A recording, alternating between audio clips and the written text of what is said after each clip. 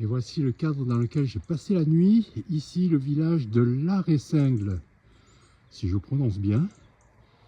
Village fortifié, comme vous pouvez le voir. Et là, c'est vraiment un village médiéval tel qu'on peut l'imaginer. Imaginez un peu l'arrivée pont-levis. Et il doit y avoir des douves. Si je ne m'abuse, voilà. Hop, donc tout ça, c'était rempli d'eau, bien entendu. Mais regardez ça, c'est vraiment la forteresse médiévale telle que moi je l'imagine, quoi.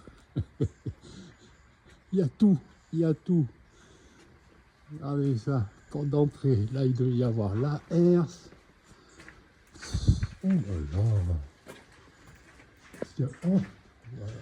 Bon, il devait y être, hein, il n'y a pas l'emplacement, mais il devait y être. Oh, mais regardez ça. Mais c'est vraiment comme je peux l'imaginer dans mon esprit. Voilà. Là, c'était quoi? Si ça se trouve, c'était le donjon, là. Au milieu. Regardez ça, les petites bâtisses, toutes les maisons qui forment également le rempart. Plus tard, il y a le bistrot du château. Vous allez voir qu'il est ouvert. Non, il n'est pas ouvert. Ça, c'est pas vrai, ça. Ah ouais, ça, là, il y a le château, là. Ouais, ils sont en train de tout reconstruire. Et tout ça. Ah, l'église derrière. Ouais.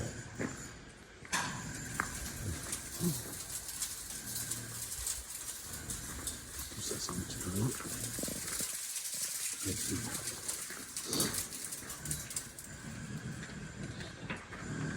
Oh, flûte, elle est fermée.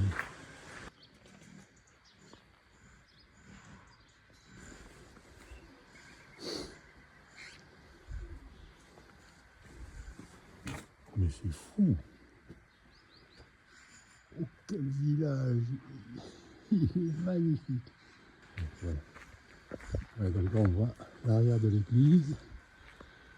Qui a le même... on dirait qu'elle est fortifiée aussi. Hein.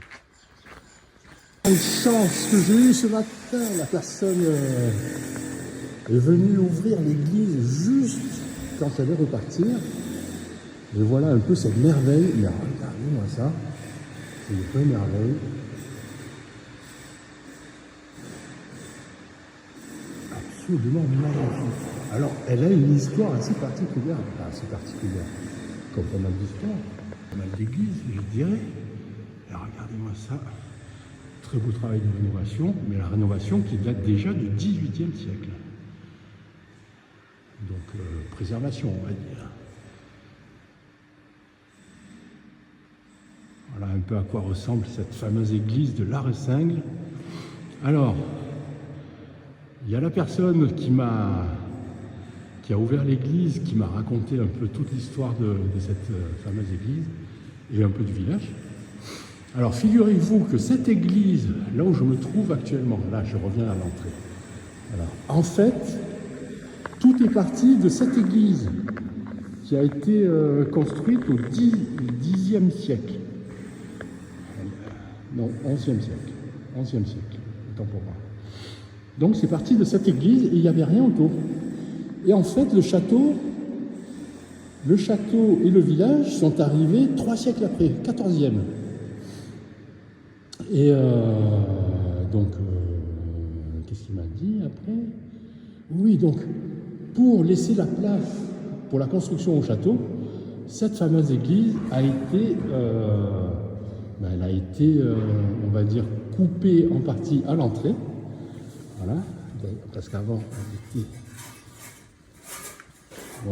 elle a été raccourcie de ce côté. D'où sans doute ce fameux mur. Oui, parce qu'avant, il m'a dit ça, c'était une tour, ça. Donc, en fait, elle a été coupée à ce niveau-là, sur l'entrée. Sans doute, voilà pourquoi il y a un mur tout plat.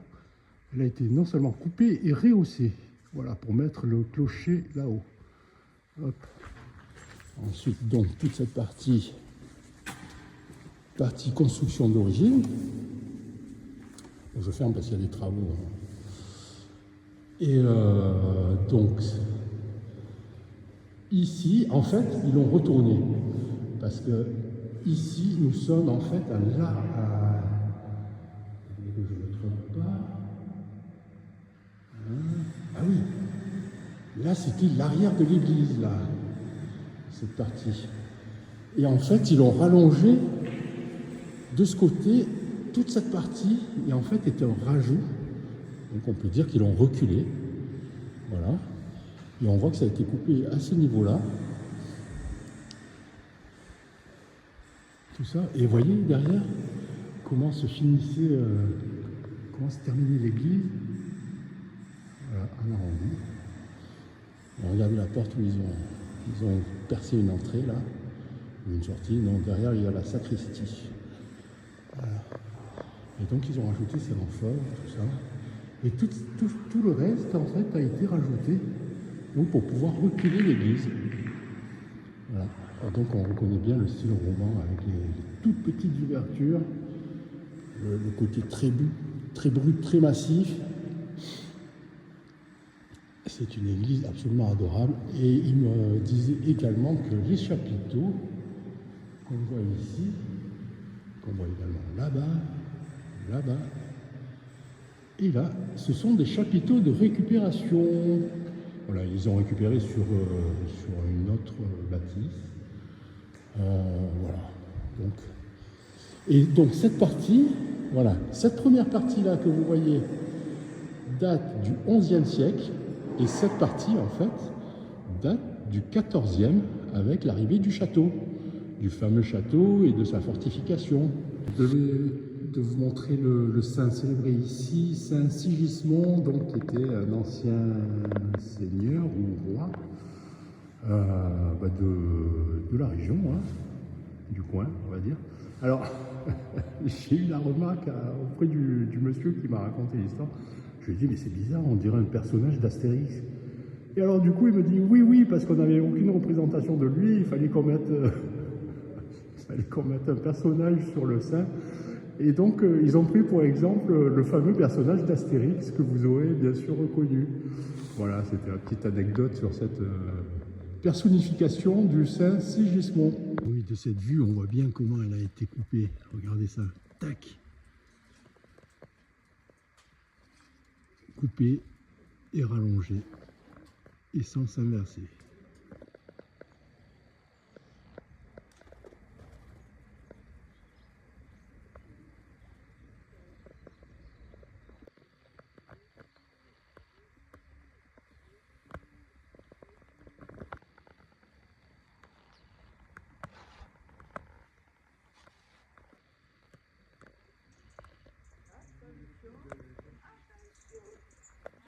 C'était donc le village de Laresingle dans le Gers, à environ 7 km de Condom. Après Condom, direction Saint-Jean-Pied-de-Port. Voilà, donc pour ceux qui font le pèlerinage ou même pour les purs visiteurs, c'est un endroit absolument à venir voir. Tout est resté, mais alors, franchement, on s'y croirait. Vraiment, on s'y croirait. Vraiment le village très dense, ouais, il y a tout ce qu'il faut. Le pont-levis, les douves, les remparts, les crémaillères, les tours à crémaillères, le château au milieu avec donjon en reconstruction, la petite église, alors la petite histoire de l'église remaniée à cause du château, et puis l'histoire, donc tout est parti d'une église au XIe siècle. Avant l'arrivée, 2-3 siècles plus tard, du château, des fortifications, etc. Bon, bref, c'est une histoire incroyable. Et donc, même à l'intérieur, il y a des restos. Bon, malheureusement, ils sont fermés. Il y avait le bistrot, mais il est fermé. Bon, c'est pas grave. Mais sincèrement, il faut absolument venir voir cette merveille. Hein. Mais à ne pas louper le village de Laresingle.